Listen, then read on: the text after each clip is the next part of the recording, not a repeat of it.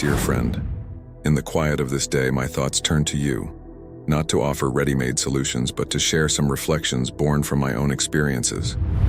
I have known those moments when the world seems to lose its colors, when every step is a challenge, those moments when one seeks meaning in it all.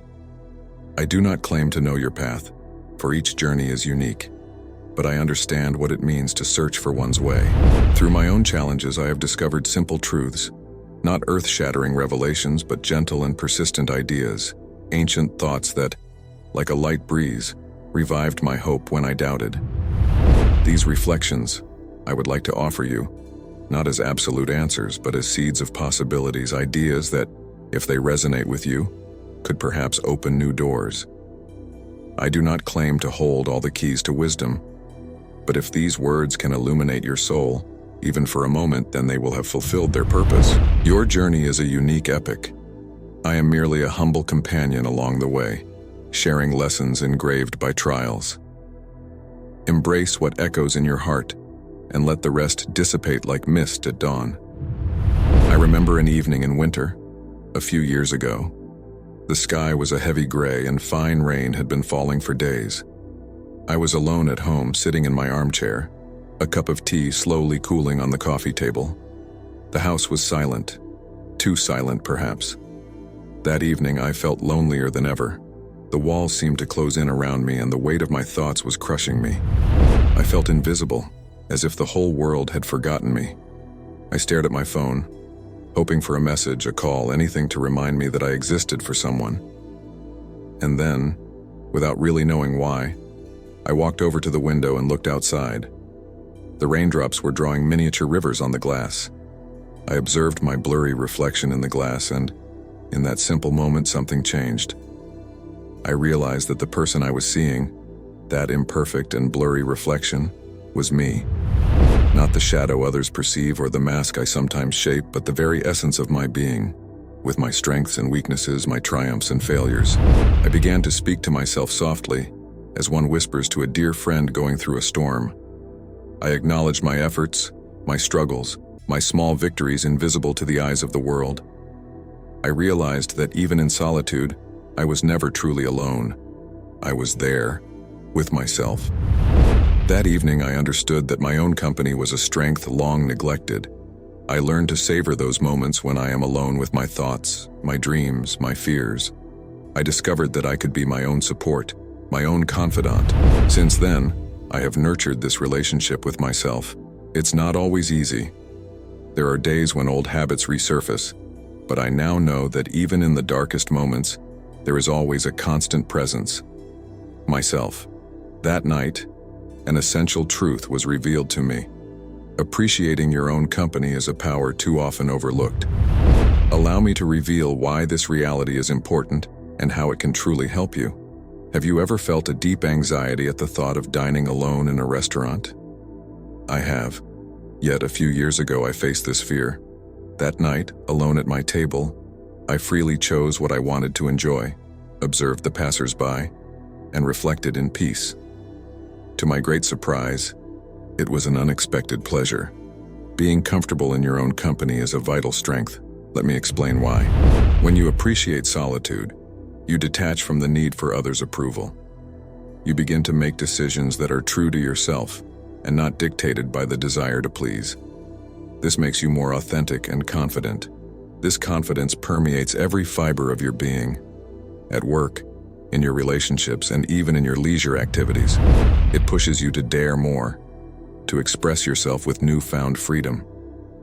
The fear of loneliness fades, allowing you to choose your companions for their true value, not out of fear of being alone. Moreover, by learning to cherish your own presence, you build remarkable resilience in the face of adversity. You discover that you possess an unwavering ally, yourself. In difficult times, you know you can rely on your own strength. Practically, this has helped me manage stress better. Before, I needed constant distractions to avoid facing my anxious thoughts. Now, I can stay with myself, observe those thoughts without being overwhelmed. It's as if I've found an inner sanctuary. This change doesn't happen overnight. It's a process with ups and downs, but every small step counts. Starting with small moments alone, like that dinner at the restaurant, can make a big difference. I'm not saying this will solve all your problems, but it can give you tools to face them better. It's like discovering a hidden superpower, little by little. You know, recently, I made a fascinating discovery. Buried under years of dust, in an old trunk, I found a diary, a hidden treasure of my grandfather, a brave Greek immigrant. The yellowed pages of this journal revealed tales of adventures and challenges, stories of struggle and hope, of a man who crossed seas and mountains to start his life anew in a new world. This discovery enlightened me on the vital importance of our roots. It goes beyond simple genealogy or family history. It's about understanding where we come from to better grasp who we are. Exploring one's heritage is like assembling the pieces of a vast puzzle. Each story, each tradition, each place connected to our past enriches our identity. It's not about retreating into the past, but building a foundation for our future. As Seneca said, life is very short and anxious for those who forget the past, neglect the present, and fear the future. He reminds us that our heritage and personal history are tools to better understand our present and prepare for our future. This exploration can take many forms. For me, it started with that old journal, but it could be different for you. Maybe it's a recipe passed down through generations, a song your grandmother used to sing to you, or even a place steeped in family history. The important thing is to connect with your roots with curiosity and an open mind. You might be surprised at what you discover about yourself through the story of those who came before you. This connection with our past offers us a unique perspective on our present. It helps us understand certain aspects of our character, our values, and even our challenges.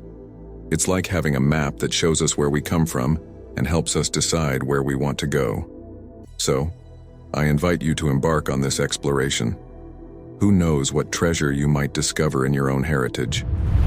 For a long time, I believed that my happiness depended entirely on others. Their words, their actions, their looks were like waves on which my soul danced or was shattered. One day I realized that this dependence was a golden prison, and I decided to free myself from it. I then embarked on an inner journey to cultivate what I now call my emotional garden. It's a sacred space within me where I draw strength and serenity, regardless of external storms. At first, this path was fraught with obstacles. I was used to seeking refuge with others at the slightest difficulty, but gradually, I learned to listen to the wisdom of my heart, to welcome my emotions as passing visitors. I started with simple but profound practices. Every evening I took a moment to reflect on my day, as one admires a landscape at dusk. These moments of reflection became seeds of inner peace.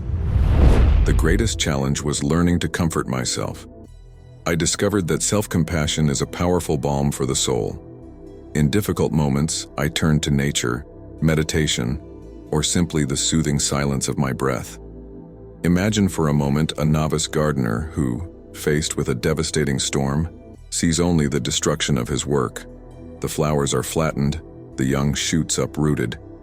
He could give up, discouraged by what he perceives as a crushing failure. But if he changes his perspective, he will discover that this storm has actually prepared the soil for more vigorous growth, brought essential nutrients, and revealed which plants are the most resilient.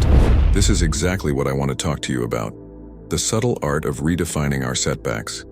This practice goes far beyond simply seeing the bright side of things.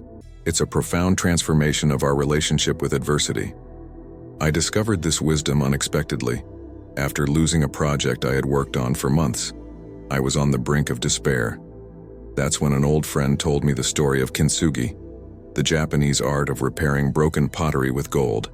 The idea is not just to repair the object, but to make it more beautiful and more valuable than before it was broken. This metaphor is striking. What if our failures, our wounds, our moments of doubt were actually opportunities to rebuild ourselves in a stronger and more beautiful way? It's not easy at first. Our instinct drives us to flee from pain to avoid discomfort. But little by little, we develop a sort of curiosity in the face of adversity. Each setback becomes a puzzle to solve, a challenge to overcome. I realized that this practice was actually a constant act of creation. Like an alchemist who turns lead into gold, we have the power to transmute our most difficult experiences into precious wisdom. Of course, this doesn't mean that the pain disappears like magic. Failures still hurt, disappointments are still there, but by changing our perspective, we give them new meaning, a new usefulness. Redefining setbacks is a journey, not a destination. It's a daily practice that requires patience and self-compassion, but each step on this path brings us closer to a richer, deeper, more authentic life. I invite you to explore this path. The next time you face an obstacle, try to see it not as a wall, but as a door to a stronger and wiser version of yourself. Some time ago, on an ordinary day, I was sitting in a coffee observing my reflection in the window. Suddenly, I realized that the person I saw was both familiar and foreign to me. This realization launched me on a fascinating journey, the journey of self-taming. Learning to tame oneself is like exploring an unknown territory. We think we know every corner of our being, but in reality, we are often strangers to ourselves. We carry within us contradictions, hidden desires, unspoken fears. These aspects of our personality are neither good nor bad. They are simply part of our human complexity. I started by observing my daily reactions. Why did certain situations make me angry? Where did my irrational fears come from? I discovered that every emotion, every thought had a story to tell. Like an archaeologist, I began to unearth the layers of my past, to understand how my experiences had shaped my personality. This process was not always easy. There were times when I had to face parts of myself that I didn't like, moments of doubt, of confusion. But I learned that self-acceptance doesn't mean approving of all our aspects. It's more about recognizing our humanity in all its complexity. I discovered that we are all multifaceted beings. One day we can be brave, the next filled with doubts. This duality is not a flaw. It's what makes us unique and interesting human beings. Self-taming also taught me the importance of self-compassion. I realized that I often judged myself more harshly than I would judge a friend. Learning to treat myself with the same kindness I would offer to a loved one was a revelation. This inner exploration had surprising effects on my outer life. By better understanding my own complexities, I developed greater empathy for others. I realized that every person I met was fighting their own inner battle, just like me. Taming oneself is also about learning to dance with our shadows. Those parts of us that we would prefer to ignore are often sources of creativity and strength once recognized and integrated. I invite you to embark on this journey of self-taming. Observe yourself with curiosity and kindness. Embrace your contradictions as precious facets of your being. You may discover that the most fascinating person you can meet is the one you see in the mirror every morning. And to conclude, remember this wisdom from Marcus Aurelius. Take pleasure with gratitude in the small things that life gives you, for they are what open the doors to great things. Remember, Stoicism is not an abstract theory. It's a daily practice. Start with small steps. Every day is a new opportunity to grow, to know yourself better, and to live in accordance with your values. If this video has inspired you, feel free to share your thoughts in the comments. What action will you take to integrate Stoicism into your daily life?